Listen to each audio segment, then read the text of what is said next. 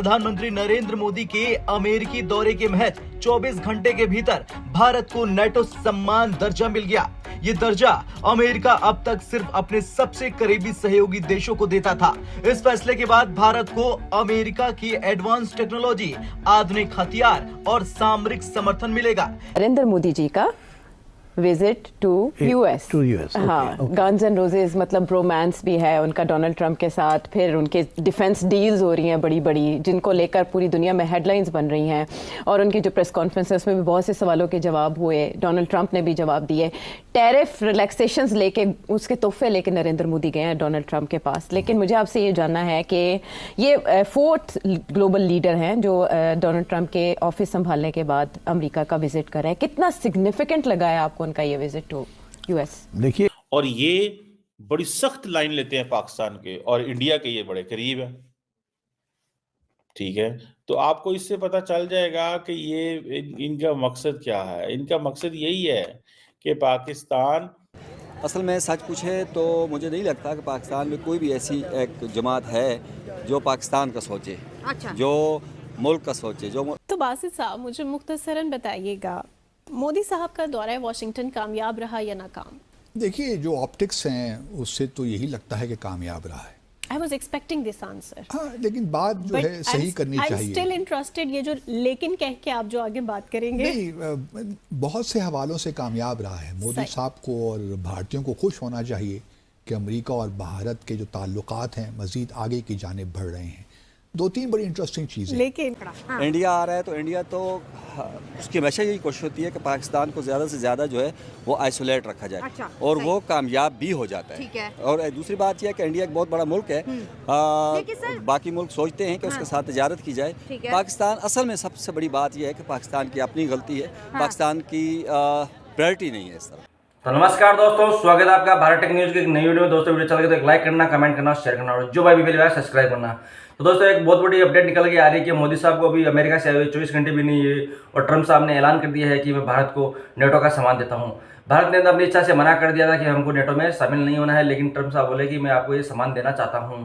अभी इस सामान के तहत ये होगा कि भारत को नेटो के देश, जितने भी देश हैं नेटो के, जिनको वो सहायता मिलती है, वो भी सहायता भारत को भी मिलेगी। अगर भारत में अगर आतंकवादी एक्टिविटीज़ होती है तो उसमें डिफेंस की सहायता भारत को दी जाएगी अमेरिका के द्वारा। और अभी ये चीज़ देखकर पाकिस्तान मीडिया पूरा बौखला गया है और पाकिस्तान मीडिया रो रहा है कि यार, भारत को तो नेटो का सामान दिया गया है, अगर अब हम भारत के साथ में कोई भी अगर छेड़खानी करेंगे तो पाकिस्तान खत्म हो जाएगा। लेकिन इसका मतलब क्या है? भारत को इससे क्या फायदा होगा और अमेरिका ने ये फैसला क्यों लिया? यानी भारत को अब अमेरिका को बिना किसी पाबंदी के अत्याधुनिक हथियार मिलेंगे। अमेरिका अब भारत को विशेष सैन्य सहायता देगा। आतंकवाद, साइबर सिक्योरिटी और रक्षा क्षेत्र में भारत अमेरिका की साझेदारी और मजबूत हो जाएगी। This is what they realize, उनकी ये रियलाइजेशन है। हम क्या कर सकते हैं इस हवाले से? हम क्या कर सकते हैं इस हवाले से, और क्या किया जा सकता है इस हवाले से? मुझे तो कोई समझ नहीं है, मेरी तो कोई रीडिंग नहीं है, मेरी तो कोई वो अंडरस्टैंडिंग नहीं, मेरी समझ में कुछ नहीं आ रहा कि ये हमारे लोगों की क्या अप्रोच है। ठीक है जी, होगा। और इसीलिए कहते हैं डायस्पोरा पे बाहर भी पैसा लगाएं, डायस्पोरा को, लोगों को बाहर भेजें, और इस शक से ना भेजें कि ये हमारे खिलाफ होंगे या हमारे हक में होंगे। ये सॉफ्ट पावर है। अब वो उन्होंने अब ये इंडियन ओरिजिन है, ठीक है, तो वो पाकिस्तानी बड़े परेशान हैं कि यार ये इंडियन ओरिजिन पे इतनी मेहरबानियां क्यों हो रही हैं, इंडियन ओरिजिन पे इतनी मेहरबानियां क्यों हो रही हैं। ठीक है ना सर जी, इंडियन ओरिजिन पे इतनी मेहरबानियां क्यों हो रही हैं? क्यों इंडियन ओरिजिन जो है उसको इतना उठाया जा रहा है और पाकिस्तानियों को इग्नोर किया जा रहा है? क्योंकि पाकिस्तानियों से डरते हैं, इनका वर्ल्ड व्यू ही नहीं सही। पाकिस्तानियों से डरते हैं, इनका वर्ल्ड व्यू ही नहीं सही, उनका वर्ल्ड व्यू खराब है। इनका वर्ल्ड व्यू हमारे हक में नहीं है, इनका वर्ल्ड व्यू हमारे हक में नहीं है। डरते हैं कि पाकिस्तानी स्कॉलर वो ऐसी पॉलिसी, वो सारी बात है, उनको वो अप्रोच चाहिए, उनको चाहिए इंडियन ओशन के हवाले में क्या होगा, उनको चाहिए कि बाकी जो जिसे अमेरिका के इंटरेस्ट है चाइना के हवाले से, वहाँ पे बंदा है।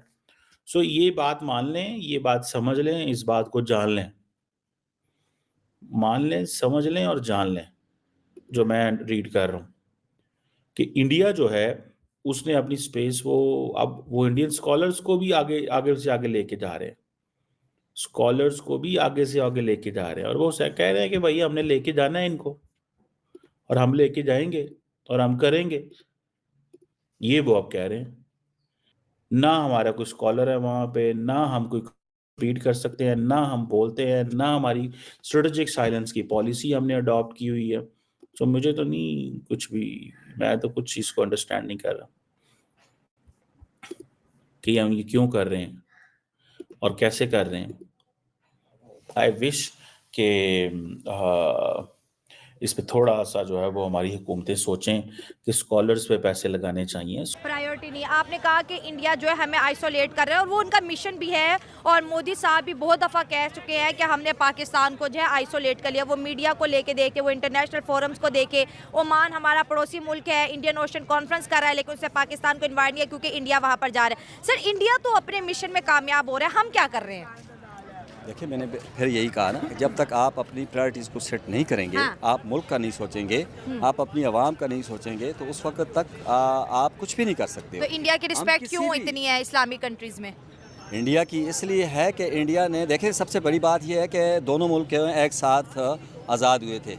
इस वक्त आप इंडिया के ग्रोथ रेट देखें और पाकिस्तान का देखें। अच्छा, इस वक्त मतलब इंडिया की इकोनॉमिक कंडीशंस देखें, पाकिस्तान की देखें। आईटी सेक्टर में देखो, इंडिया इस वक्त पूरी दुनिया को लीड कर रहा है। मेडिसिन की फील्ड में देखें, इंडिया दुनिया को लीड कर रहा ठीक है। है। इंडिया अब एक सुपर पावर बनने जा रहा है। अच्छा। उनकी प्रायोरिटीज़ है, वहाँ पर इंस्टीट्यूशन स्ट्रांग है, वहाँ पर गवर्नमेंट स्ट्रांग है। अच्छा। हमारे यहाँ तो गवर्नमेंट जो है वो 24 घंटे अपनी सर्वाइवल की जंग लड़ रही होती है। कहती हैं कि हम इस्लामिक कंट्री है, ओमान भी इस्लामिक कंट्री है, यूएई भी, मिडल ईस्ट में मोस्टली कंट्रीज इस्लामिक है, और इंडिया को हम कहते हैं ये एक हिंदू कंट्री है, यहाँ पर 100 करोड़ से ज़्यादा पॉपुलेशन हिंदू है, ये एक सेकुलर कंट्री है। आप आज देख रहे हैं कि जो दूसरी इस्लामिक कंट्री है, उन्होंने जो एक रिलीजियस का वो रिलीजन लेंस जो होता है वो उन्होंने हटा के दुनिया को इकोनॉमिकली उन्होंने जो है जज करना शुरू कर दिया। उसमें इंडिया एक बहुत बड़ी एग्जांपल है कि इस्लामिक वर्ल्ड हमें इग्नोर करता है, लेकिन किसी भी फोरम पे इंडिया को इग्नोर नहीं करता। सऊदी अरब को देख ले, आप यूएई को देख ले, आज हम ओमान का जिक्र कर रहे हैं, उन्होंने इंडिया को इंपॉर्टेंस देनी है। और सबसे ज़्यादा जो है आप देख ले कि हाई सिविलियन अवार्ड्स की लाइनें लगी हुई हैं, मुस्लिम कंट्रीज़ मोदी जी को दे रहे हैं। देखिए, बात जहाँ तक मुस्लिम कंट्री और हिंदू कंट्रीज़ की बात नहीं है। अच्छा। बात अगर इकनॉमिक फोरम पे आ जाए तो इसका कोई नहीं। We are proud that we are Muslim country, इसमें कोई शक नहीं है। हमारे का हम एक आइडियोलॉजी पे बने हैं, इसमें ये रुकावट नहीं है, आपकी तरक्की में ये रुकावट नहीं है। ठीक है। हम हर वो काम कर रहे हैं जो अगर ठीक तरह से देखे जाए तो वो इस्लाम के ख़िलाफ़ है। हम हर वो काम कर रहे हैं जो मुल्क के ख़िलाफ़ है। तो जब तक हमारे यहाँ इंस्टीट्यूशन मजबूत नहीं होंगे, जब तक हमारे यहाँ जो आने वाली हुकूमतें हैं वो जो है मुल्क के बारे में नहीं सोचेंगी, अपनी आवाम के बारे में नहीं सोचेंगी, अपनी प्रायोरिटीज़ को सेट नहीं करेंगी, तो उस वक्त तक तो यही हाल चलता रहेगा। एक ये नहीं है कि ओमान नहीं है, आप बाकी कंट्रीज़ को देखें। आपके तो आप फ़ख्र करते हैं कि दुबई आपका ब्रदर मुल्क है, तो उसने तो पाकिस्तान के कितने शहरों पर पाबंदी लगा दी। कभी हमने सोचा कि क्यों पाबंदी लगाई है? सही बात। इसमें हमारा अपना कसूर है। 14 सिटी बैन क्यों है? तो आप देख लें, सऊदीया जो है, सऊदीया आए दिन बैन कर देता है, तो पाकिस्तानियों को उसकी वजह डिपोर्ट है, कर रहा है। हाँ, पाकिस्तानियों को डिपोर्ट कर रहा है। तो हम अखलाकी तौर पर भी बहुत ही इनताद का शिकार है, ना सिर्फ सियासी तौर पर बल्कि मजहबी तौर पर, अखलाकी तौर पर एक हम बहुत पस्ती की तरफ दिन ब दिन जो है वो पस्ती की तरफ जा रहे हैं, आगे की तरफ नहीं बढ़ रहे। हाँ, और हमारा पड़ोसी मुल्क मोदी साहब की तीसरी हुकूमत में कह रहे हम दुनिया की तीसरी बड़ी इकोनॉमी बनने के। हाँ, डेफिनेटली वो बनेंगे। वहाँ पर इंस्टीट्यूशन मजबूत है, वहाँ पर एक तरह से आप कह सकते हैं कि दरअंदाजी नहीं हो रही है। हमारे यहाँ तो दरअंदाजी हो रही है ना, तो इसलिए मतलब ये है कि हमारे यहाँ नहीं है। दरअंदाजी का मतलब क्या?